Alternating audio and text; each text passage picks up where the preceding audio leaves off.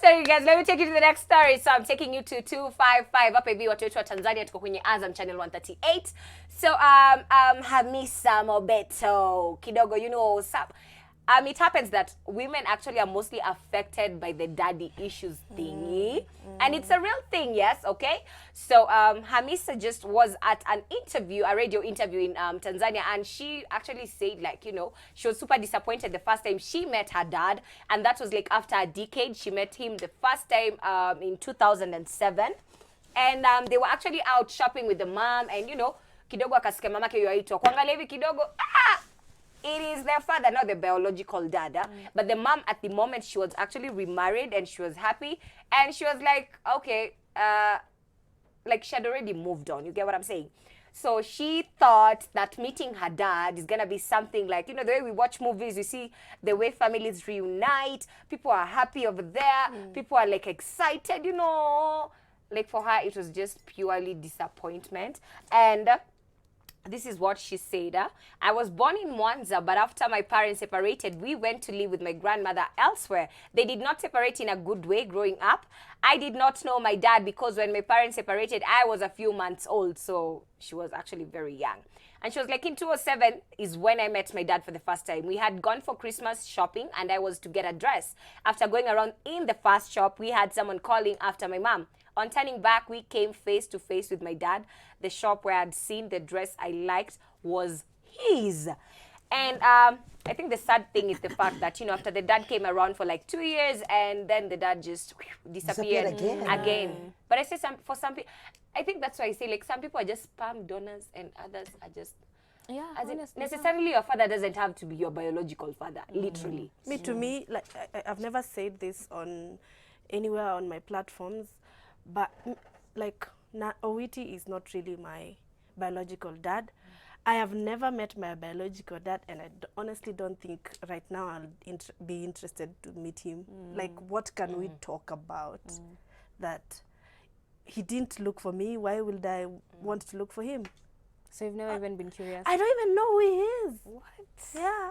Damn. And it's sad because I can't ask my mom because she's not there. And I don't know. I just wouldn't want to look for him.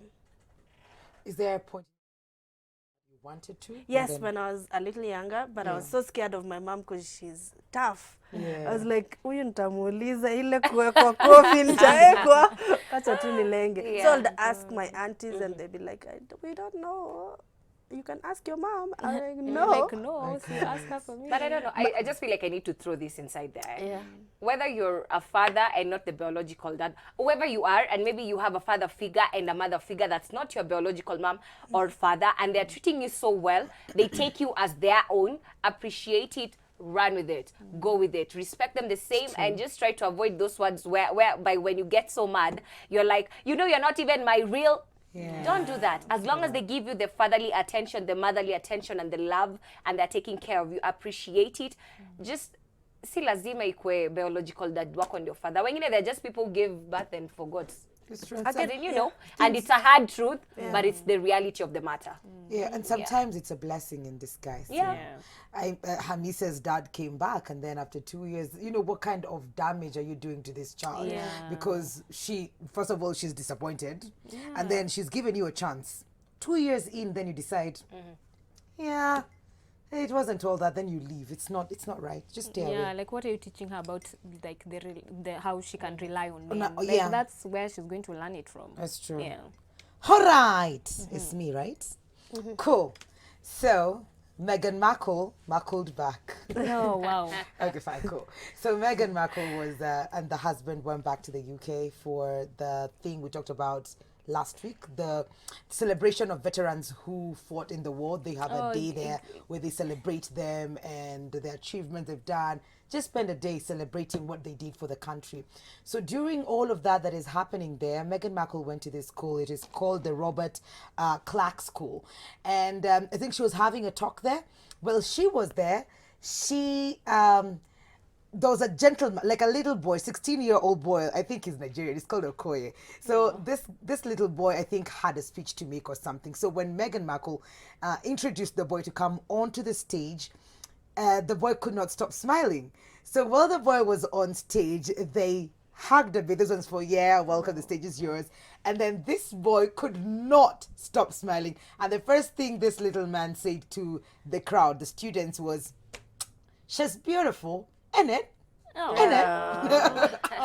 So it was really cute, and everybody captured that, how the little boy could not hide his amazement and how beautiful Meghan Markle was. And I'll stop calling him little boy. He's 16 years old. A 16 years old boy wrote a letter to Prince Harry, asking if he never minded that he cuddled his wife for a little tiny bit. Oh, that is so cute. Yeah, in the letter he said that he acted in a manner because he was so overwhelmed and shocked to be in the presence of such a beautiful woman. Oh, wow. Oh, that's so sweet. So cute. Cute. Joyce, tell us in Yeah, in tafadhali that ongea nini- Kilugha. ionge. She's quite beautiful, innit? You were waiting for that. I was. So yeah, I think it was really cute. But then Meghan is beautiful. She is, and I like that she's taken the approach of being approachable. Like I Yes. think she's taken after like Princess Diana, like Yes. how she always like whenever she went somewhere, she always wanted people to feel like I'm one of you. Like I know Yeah. I'm Duchess of whoever, but like I'm one of you. I was one of you before I was here, so I like that. Yeah. That's cute. It's really That's cute. cute. Okay.